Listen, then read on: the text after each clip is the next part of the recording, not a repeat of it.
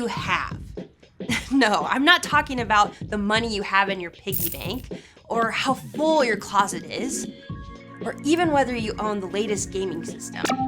I'm talking about the things that each of you has been given by a generous God who loves you more than you could imagine. God has given you time that you can waste, or time that you can use wisely. Sure, I can help for an hour. Be right there. God has given you words you can use to hurt someone. I cannot believe you! Or to make someone stay. Way to go, you rocked it! God has given you unique talents and abilities, gifts you can ignore, or gifts that you can grow. Yes, God has trusted you with so much, and He's with you every step of the way to help you use it wisely. When you show that you truly can be trusted with what is expected of you, others can see God at work in you. And that's why responsibility is an amazing way to worship God with your life. Because worship is about more than just singing loud. It's all about living loud.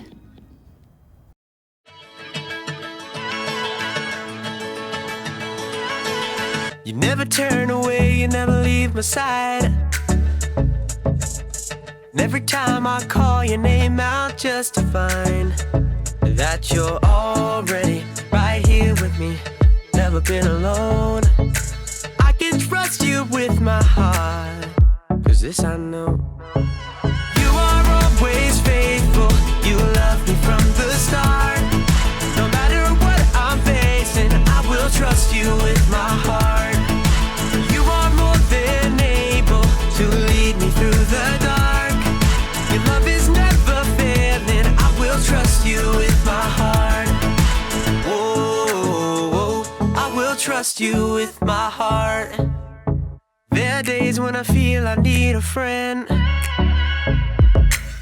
and then I hear your voice reminding me again that you're already right here with me, never been alone. I can trust you with my heart, 'cause this I know.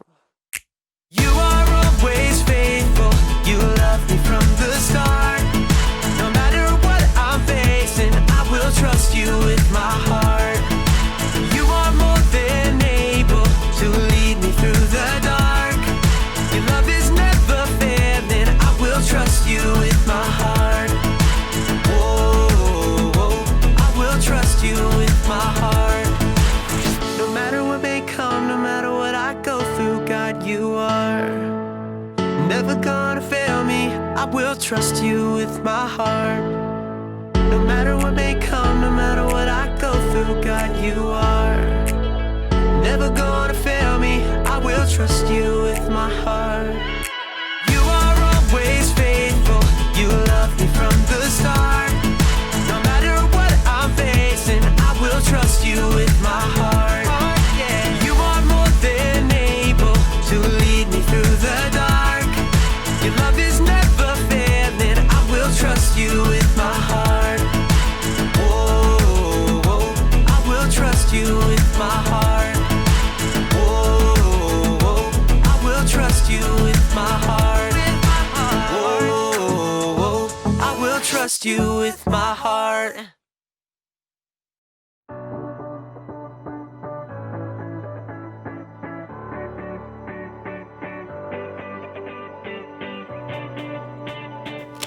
Hey everybody, my name's Erica, and if you're like me, you love playing games! I love sitting around a table with my friends and family playing card games, board games, or any kind of game. I just got a new game in the mail today. Duga Pioneers! But I'll have to wait just a little bit because if you're also like me, you can't play a game until you know how. I feel like I owe it to the designers of this game to learn all the rules so I can play the game the way it's designed to be played. It's my responsibility. Responsibility is showing you can be trusted with what is expected of you. So let's check out these rules. The Doja, Duga, Doge, Doje, Doja Pioneers Instruction Manual. Rule number 1.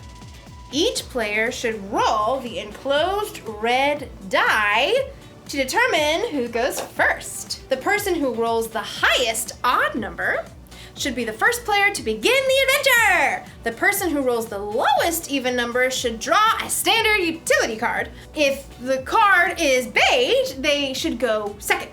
If the card is fuchsia, they should go last. If the card is orange or gold, all dice rolls are null and void, and the process should be repeated from the beginning. Okay.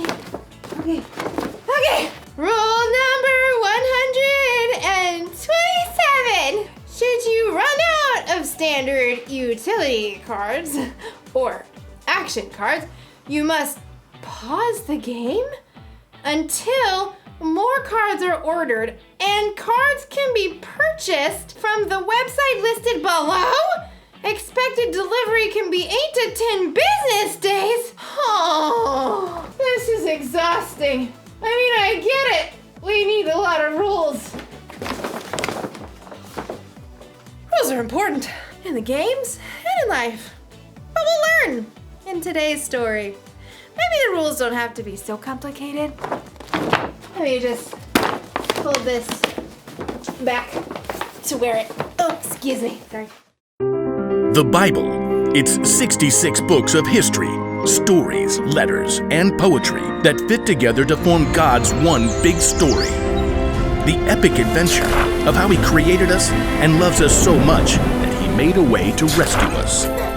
As we travel through the Bible, from Genesis to Revelation, we discover people who met God and found their lives changed forever.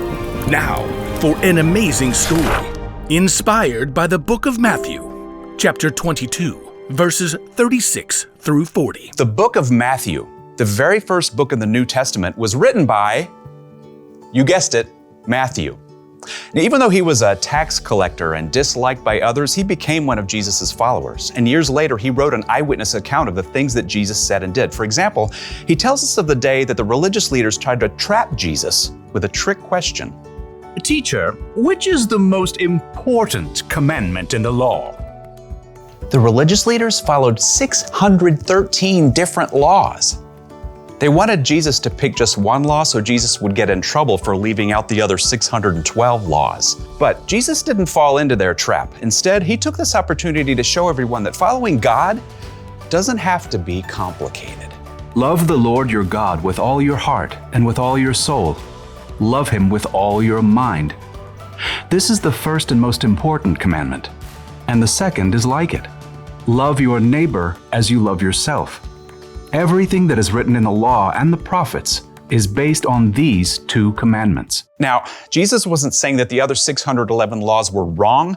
He was only saying that if you look at every choice in your life through the lens of loving God and loving others, you won't go wrong. If you love God and love people, you will fulfill all the other laws. It's truly that simple. Often, it's in our darkest times that we find the most amazing opportunities to show love to others. In the past year, due to COVID-19, we've seen a lot of people put themselves on the line to help others. Doctors, nurses, medical workers. But we've also seen grocery store cashiers and delivery workers put themselves at risk of getting sick. So each of us could have the food and supplies we need. That's love in a big way. And you know what? Young people and kids have stepped up too. In Reno, Nevada, a college student named Jade Powell recruited a few friends to help elderly people buy their groceries during the pandemic. Within a few days, the idea took off. More and more volunteers jumped in to help shop and drop off groceries on the doorstep of older individuals. Within weeks, Shopping Angels reached all 50 states and other countries too, all because one student saw a need and chose to stop and show God's love. Sometimes showing love to others only takes a few minutes. In Columbus, Ohio, Taryn, who is 9, and Calliope, who's 6, knew their elderly neighbor loved classical music. Because she was in isolation and couldn't go out, they took a concert to her front porch. For 30 minutes, they played a private cello concert just to brighten her day. It was a simple and amazing way to show love to others. Let's look at one more story. In Portland, Oregon, a high school junior named Julia Lynn quickly realized that with school closed, some kids and families would not be able to get enough to eat. She put out the word online in her community, requesting food donations. Within days, she received over 400 responses. Julia picked up each donation herself, and with the help of the school student government, she set up distribution centers where families in need could pick up the food. In helping provide food to hungry people, Julia was clearly showing God's love in action. God loves us so deeply. He's done so much for us, it's our responsibility to take that same love and show it to others. As Paul reminds us in the book of 1 Timothy, Don't let anyone look down on you because you are young. Set an example for the believers in what you say and in how you live. Also, set an example in how you love in what you believe. don't wait for somebody else to go first. Now is your time. Now is your chance to love God by loving others.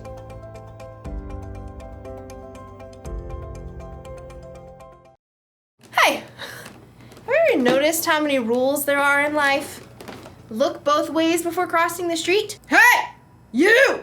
Look both ways before crossing the street! No talking in class. No talking in class! Children, no talk! You can't say something nice? Don't say anything at all? If you can't say anything nice, don't say anything at all. When you read the Bible, you'll see even more. There are hundreds of rules and commandments from God in here. And learning all of them would be really complicated, even if you studied them your whole life. But here's the good news. It doesn't have to be so complicated. Jesus said that all God's commandments, all of his rules, are based on just two. Rule number one. Love the Lord your God with all your heart and with all your soul. Love him with all your mind. And the second is like it. Love your neighbor as you love yourself. Love God, love others. It's so simple. When you follow that rule, all the other rules are taken care of. After all, you're not always gonna have the rule book with you. So when you're in a situation where you're not sure what the rules are, just ask yourself, how can I love God through this?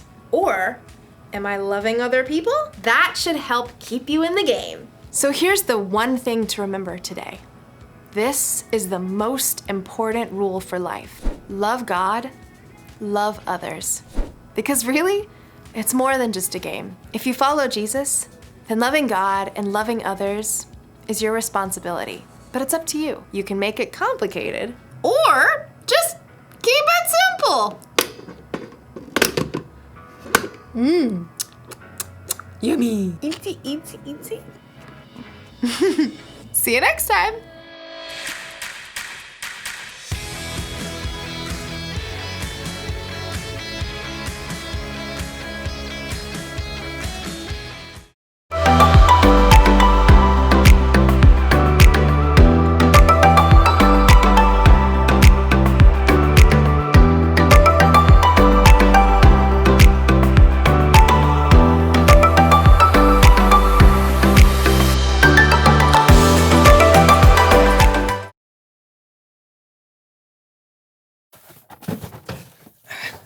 Hey, buddy. Hey, who's ready for a game? Which one do you want to play first? Guess who? Oh, I got that one. Sorry? Oh, okay. If you'd rather, here. Well, should we risk it? Oh, yes, risk it. You know, we might as well. I have all day. Uno, por favor. Yeah, si, mi amigo. Well, let's just connect for... Oh, Connect Four. Oh, okay, I got that. That's fun. No trouble. Oh, Pop-O-Matic, here we come. That's taboo. No, this is taboo. I mean, for this kind of operation? Yeah, well, this is the one I have. Nah, get a clue. Get a clue. Okay, will you just make up your mind what game you want to play? Oh, hey, John, when did you get here? What are you talking about? We've been having a conversation this whole time. No, sorry. It's just John. He's about to play some games, apparently. It boggles the mind. What's that? Oh, that is just perfection!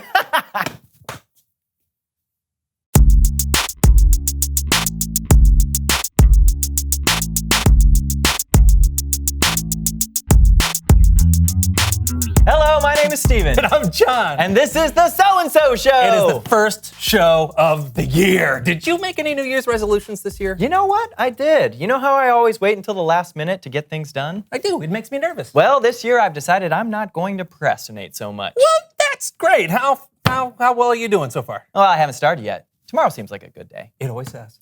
Life is hard. No, it isn't. Life is easy. You know I'm talking about life, not life. Come on, let's play it. Come on, man. It'll be fun. Unless you'd rather put it off until tomorrow. No, you know what? Let's play now. Oh, yeah! Oh, man! All the games got mixed together. Well. It's Bible story time. No. I can fix this. No. It's time to play the game of life, so-and-so style.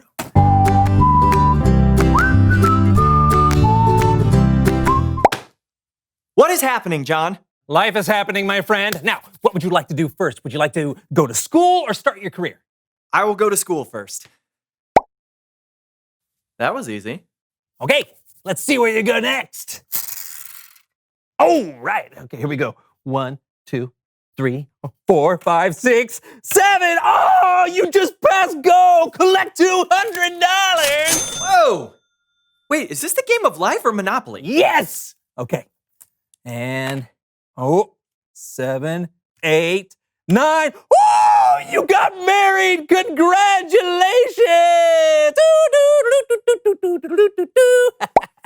Thank you. Hello. Wife. She's in 2D. Did you say D2? Oh, you sunk my battleship. This is not life! 11. You know what that means? I have literally no idea. It means 1, 2, 3, 4, 5, 6, 7, 8, 9, 10. Oh, 11! It was Stephen in the dining room with the candlestick. No, I didn't do it. This is all mixed up, John. Oh, don't worry, I'll fix it. You need an operation. Here we go. No. This game is over, okay? It's Bible. It's Bible. Oh! It's Bible story time with Kellen.